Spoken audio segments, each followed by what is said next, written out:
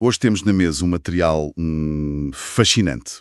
É um texto reflexivo muito cru que foi publicado num blog pessoal logo a 15 de julho de 2010. O autor chama-se Luís. Sim, um relato incrível mesmo. É, não é? E a nossa missão nesta exploração de hoje é, no fundo, desconstruir a viagem épica que ele relata. Ele ia a caminho de um retiro corporativo lá no Algarve. O que por si só já é um cenário muito específico. Exatamente, porque vamos lá ver, quando pensamos num evento exclusivo para, e passo a citar, jovens empresários de elevado potencial, ou JEPs, como o autor lhe chama, Adoro o acrónimo já agora. é genial. Mas pronto, imaginamos logo um cenário de precisão quase cirúrgica, não é?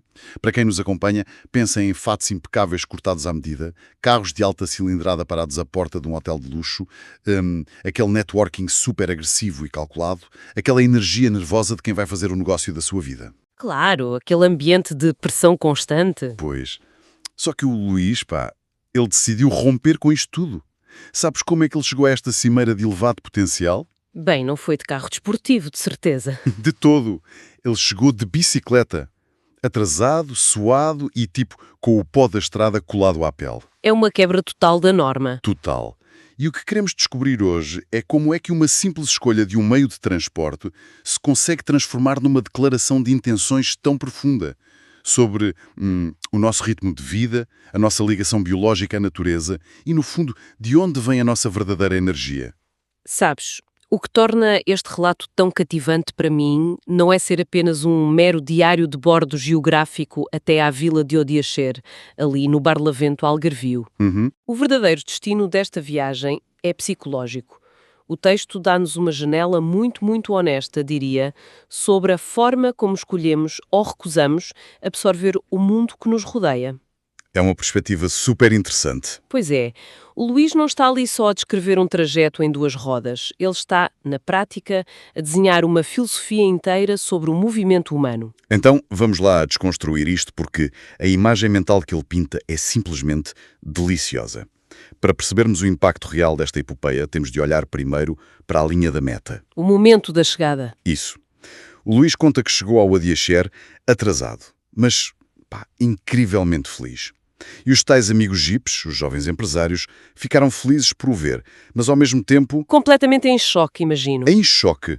Ficaram perplexos com o que o próprio Luís apelida de, entre aspas, inusitado transporte. E faz sentido que ficassem. É que, se pensarmos bem, aparecer numa cimeira destas de bicicleta é o equivalente a, não sei, entrar numa corrida de Fórmula 1 montado num skate. É uma ótima analogia. Há ali uma quebra que é intencional, é quase subversiva. O que é que leva alguém a rejeitar este conforto todo asséptico e o próprio símbolo de estatuto que costuma ser o cartão de visita do sucesso empresarial?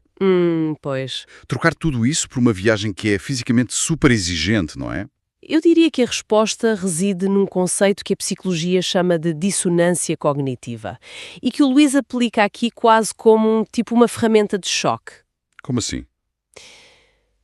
Pensemos no contraste visual e tátil da coisa. De um lado, tens a seda, o algodão engomado, o perfume caro, aquela climatização perfeita dos carros de luxo. O conforto absoluto. Exato. E do outro lado tens o quê?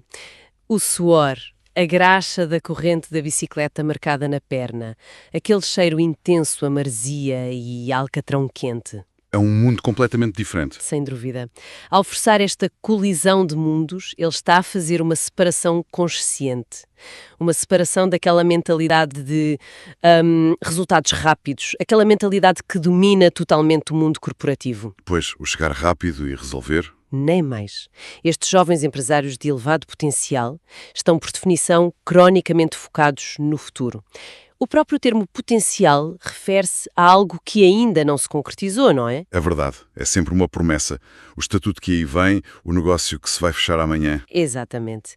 E ao escolher pedalar quilómetros a fio sobre o solo inclemente do sul de Portugal, o Luís está a ancorar-se de uma forma radical e até dolorosa fisicamente no momento presente. Percebo.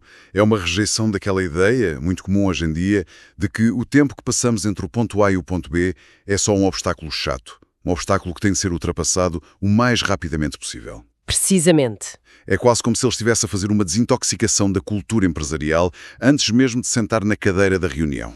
É uma excelente forma de pôr as coisas, porque no fundo ele valoriza o processo. A textura da viagem em si é tão ou mais importante do que o resultado final. Claro. No mundo corporativo, o trajeto não tem valor intrínseco, quase nenhum. O que importa é chegar primeiro.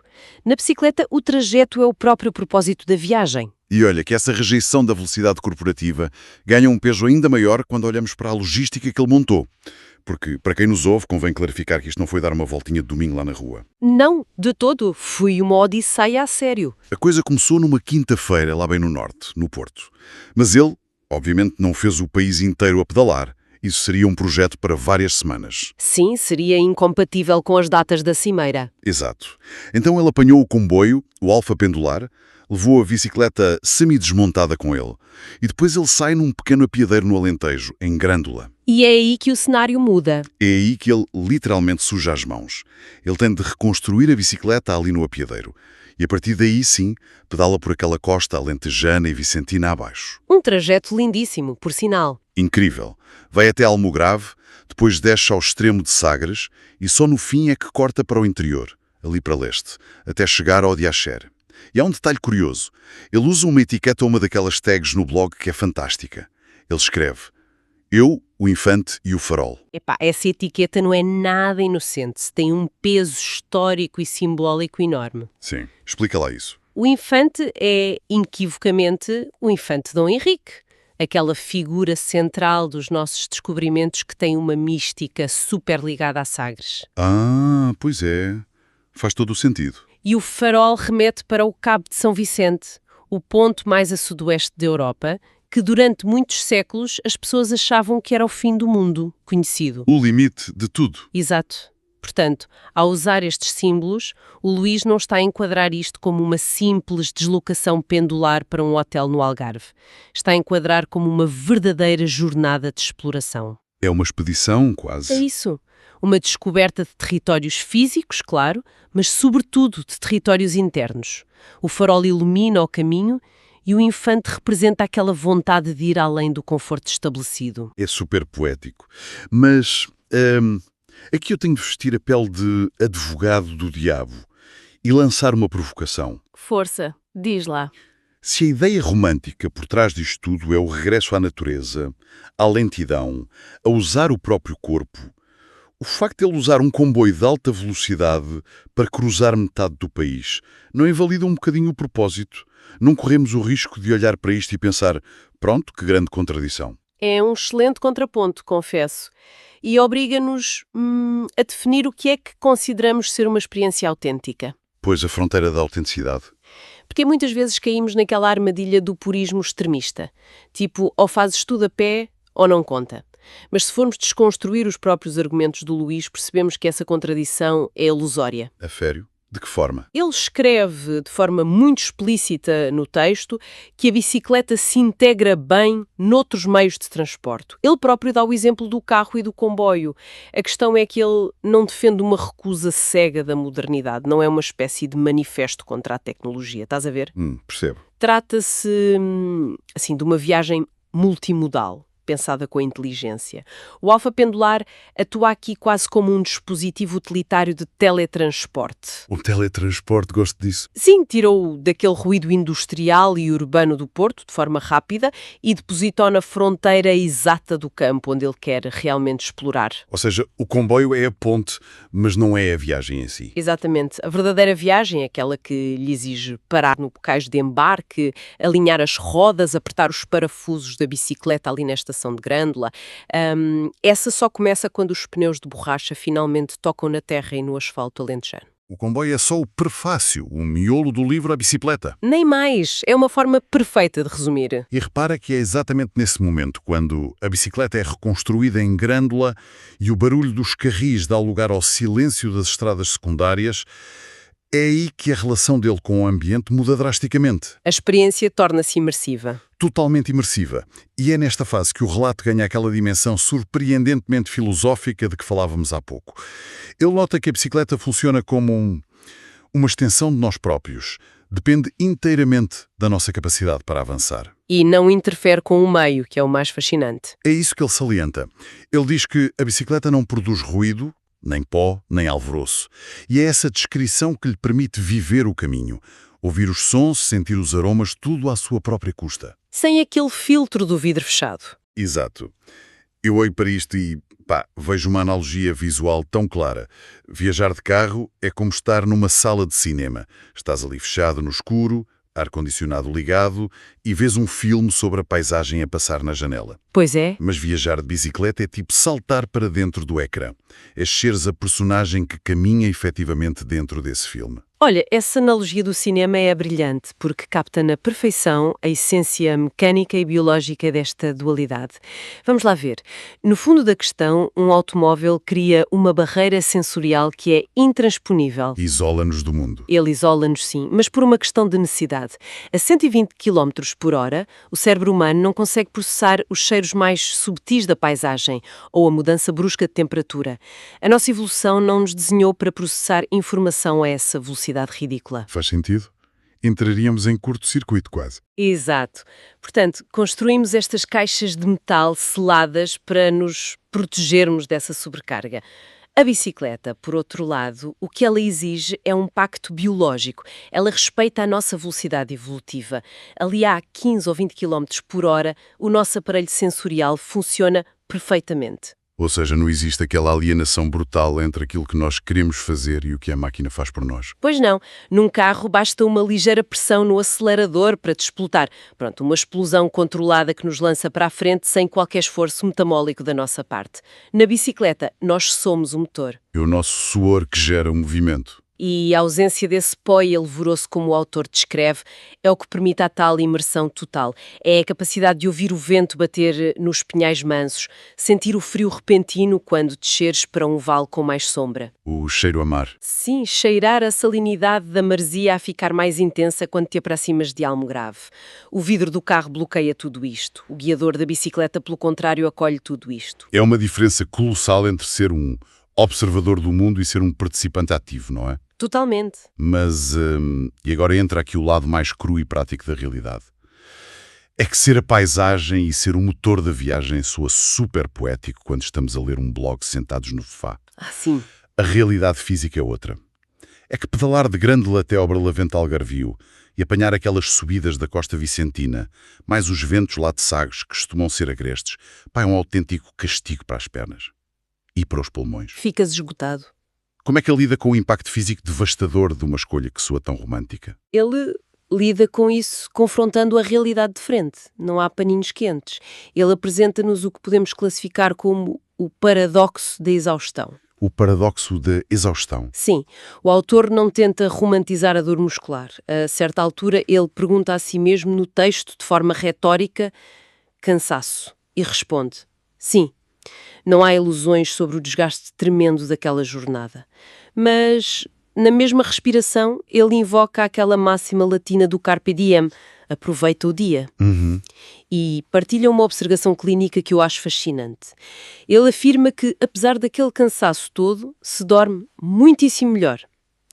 A tese central dele é que este tipo de cansaço, por ser puramente transitório, funciona como um indutor de uma energia enorme.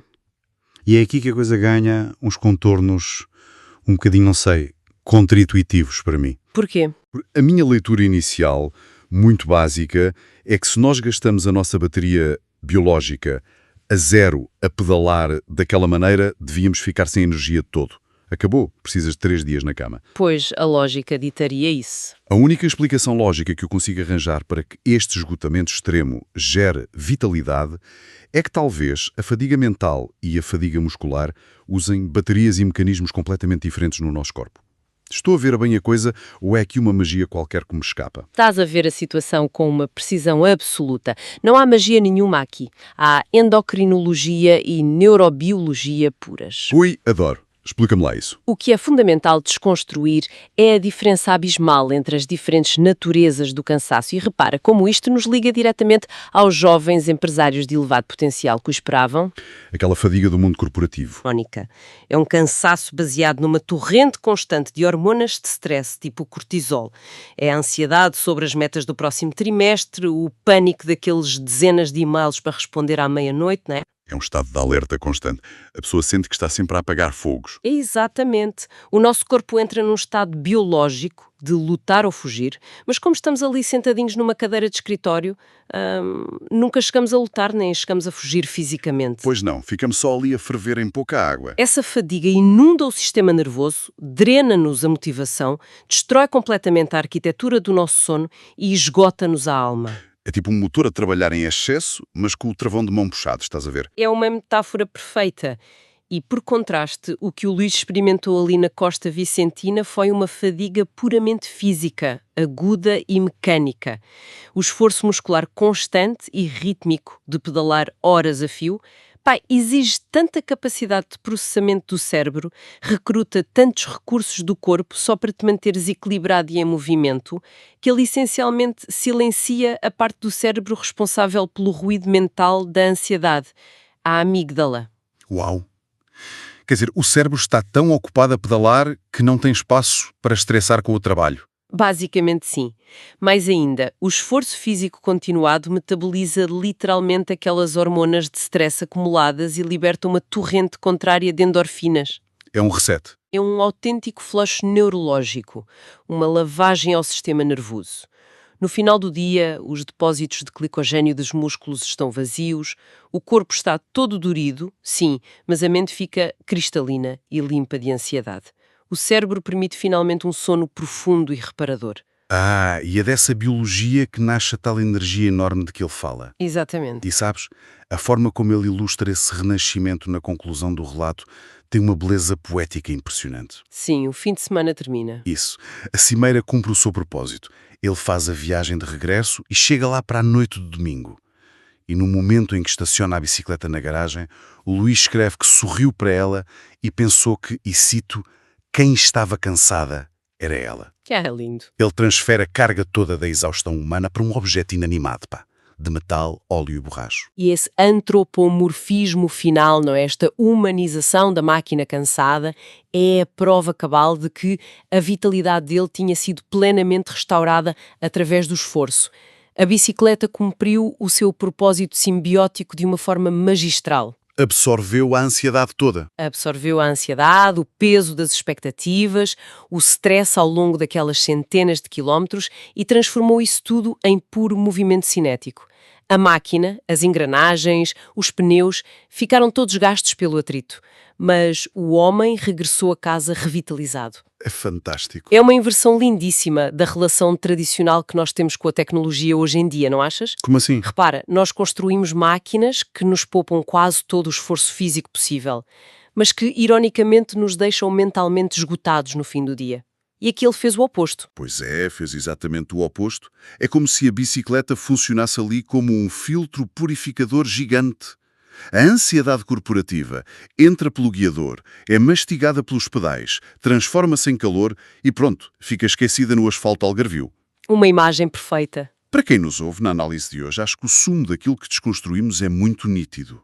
Esta viagem entre o Porto, a paragem em Grândola e a meta em Udiaxer foi imensamente mais do que uma forma pitoresca de chegar a uma reunião. Foi um manifesto. Foi um manifesto vivo. Uma prova palpável de que a mobilidade lenta, o esforço físico profundo ligado aos ciclos da natureza e a coragem de rejeitar aquele conforto asséptico, podem oferecer-nos recompensas inigualáveis e provam que o nosso corpo tem uma resiliência que, quando é ativada, oferece uma clareza mental que café nenhum numa sala de reuniões consegue igualar. E é uma síntese imaculada daquilo que exploramos. E, olha, antes de fecharmos, eu gostava de propor uma última reflexão. Um pensamento assim mais provocatório para quem nos está a acompanhar poder ruminar um bocadinho mais tarde. Venha ele, estou curioso. O texto que analisámos foi escrito no verão de 2010. Retrata uma era tecnológica que, apesar de ser recente, parece que hoje já pertence a outro universo. Já lá vão uns aninhos bons, sim. Hoje, se olharmos para a realidade do ciclismo, quer urbano, quer desportivo, vemos uma paisagem que mudou radicalmente. Vemos a proliferação massiva das bicicletas elétricas, que acabam por anular grande parte do esforço. Vemos pulsos adornados com smartwatches que medem com uma precisão clínica cada batimento cardíaco, cada miligrama de oxigênio, as calorias gastas, a nossa cadência exata a pedalar. Pois os dados a tomarem conta de tudo. Temos dispositivos de GPS fixados bem no centro do guiador, a ditar de forma autoritária cada curva que devemos fazer, com aqueles alertas sonoros constantes. E existe, claro, uma pressão social quase invisível, mas omnipresente, para documentar, fotografar e partilhar cada instante épico da rota. No Strava, no Instagram, por aí. Sim, a cultura da performance partilhada. Exato. E isto levanta uma questão profunda, que chega a ser um bocadinho inquietante. Se o Luís tentasse fazer esta exata mesma viagem de Grândola ao Algarve hoje, rodeado por esta infraestrutura tecnológica toda, será que ele ainda conseguiria ouvir o vento nos pinhais? Será que conseguiria sentir a mudança de umidade com aquela clareza pura de 2010? Ou será que, numa ironia trágica, nós apenas trocamos o isolamento mecânico das janelas fechadas do carro pelo isolamento digital dos ecrãs iluminados que levamos à nossa frente? É uma grande questão. Será que, ao transformarmos a viagem numa mera coleção de métricas de desempenho, nós trouxemos a sala de reuniões corporativa e a pressão dos resultados para cima da própria bicicleta? É uma perspectiva quase assustadora, mas muito brilhante. No fundo, a obsessão pela otimização arrisca-se a matar a própria poesia da experiência, não é? O excesso de dados acaba por nos roubar o ato simples de estarmos simplesmente presentes na paisagem. E se pensarmos bem, isso remete-nos logo de volta ao nosso ponto de partida. A expectativa visual do evento. Exatamente. Aquela imagem dos jovens empresários, os fatos todos alinhados, as agendas super partilhadas, os indicadores cronometrados ao segundo. Afinal de contas, as águas desse sucesso previsível e hiper-higienizado são bastante turvas no que toca à verdadeira realização do nosso potencial humano. Às vezes, o diagnóstico mais certeiro